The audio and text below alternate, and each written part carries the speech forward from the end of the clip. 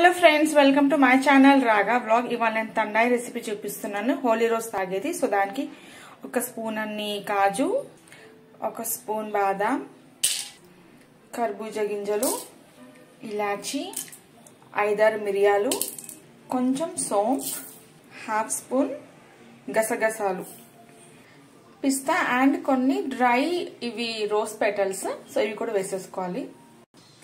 ఇది వాటర్ వేసుకుని ఒక 2-3 సార్లు బాగా వాష్ చేసుకోవాలి. ఇవి మునిగే వరకు వాటర్ వేసేసి ఒక 5-6 గంటలు నానబెట్టాలి. సో దాంతోపాటు కొన్ని వేడి పాలలో కుంకుమ పువ్వు కూడా వేసుకొని నానబెట్టుకోవాలి. సో ఇది ఒక 1 అవర్ నానాలి. చూడండి, 5-6 అవర్స్ తర్వాత ఇది మొత్తం నానినాయి. ఇప్పుడు ఇవి మిక్సీ పట్టుకోవాలి. సో మిక్సీ జార్లో వేసుకుందాం.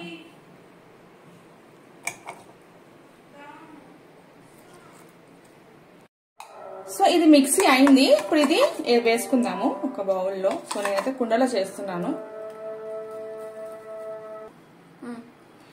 ఇందులో ఇప్పుడు కుంకుమ పువ్వు, పాలు కూడా పోయాలి, సాఫ్రాన్ మిల్క్,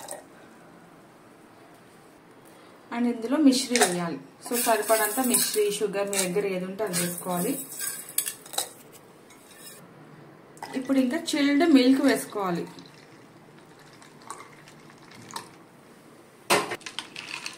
సో చూడండి, కలర్ ఎంత బాగుంది.